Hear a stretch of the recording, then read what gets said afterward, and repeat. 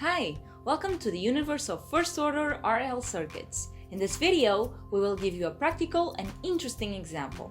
The natural response of a first-order RL circuit where there is a conductor wire and a switch in series with a resistor and an inductor.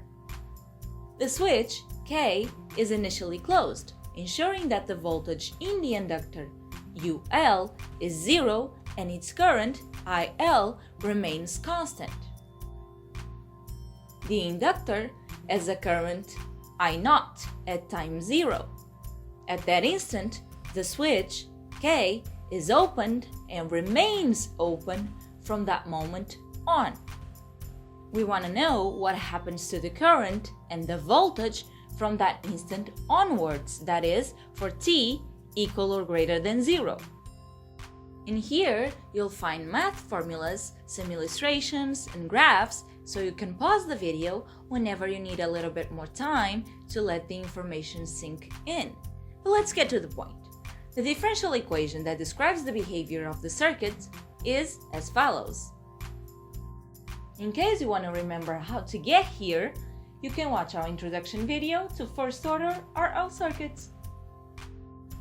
Well, according to the initial conditions that we mentioned, for t equal or greater than 0, the voltage U is 0. Thus, we can replace U by 0 in the differential equation. Then, to determine the current through the inductor for t equal or greater than 0, we need to solve this first-order ordinary differential equation. First order because it only has the first derivative of one dependent variable, IL, with respect to an independent variable, t. In this equation, R and L are constants, and IL is the unknown. The solution to this equation is the following expression. Be aware that this solution is obtained through the Laplace transform. We can also determine the voltage across the inductor for t equal or greater than 0, which is given by this equation. Well, but how do we get to it? It's easy, through the equations that we went through before. The voltage U is equal to the sum of the voltage UR across the terminals of the resistor with the voltage UL across the terminals of the inductor. Since U equals 0, we get UL equals minus UR. Knowing that the current through the resistor and the current through the inductor are exactly the same, and remembering, of course, Ohm's law, we have IL equals UR divided by R, which can be rewritten like this. We can then replace UR in the expression UL equals minus UR.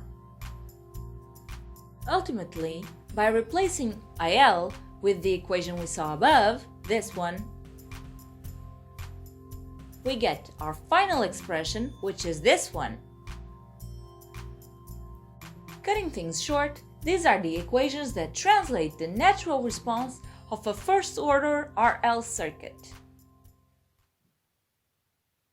But now, let's analyze the graphic representations of these expressions. After a time equaling L divided by R, the current through the inductor with an initial value of I0 reaches 36.8% of that value.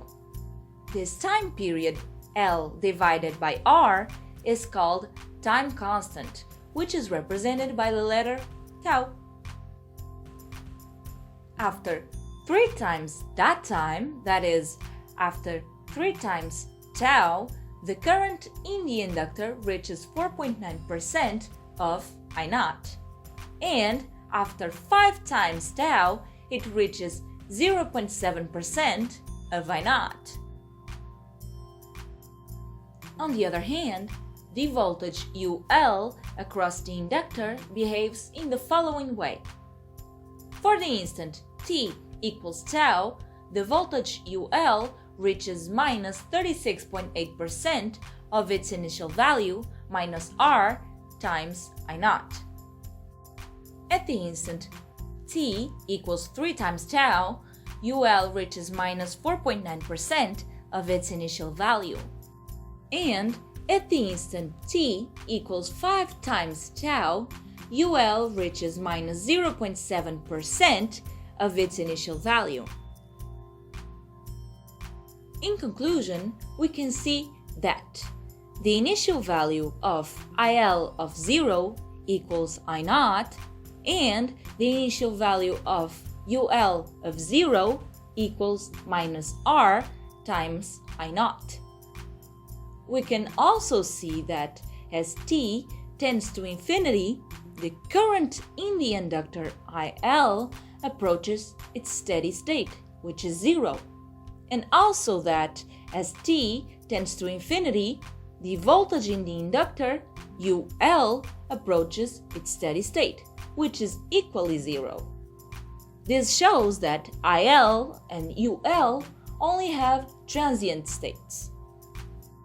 But let's take a look at another situation. If the switch K is open at an instant t equal to t0 instead of a time 0, we use the same line of thought with only a few twitches. The current on the inductor will be defined by this expression, and the voltage across the inductor by this one. Therefore, the graphs obtained will be the following, where it is shown that the current in the inductor begins to decrease only from the moment t0 instead of at time 0. In the next video, we'll show you the forced response of a first-order RL circuit, so stay tuned. See ya!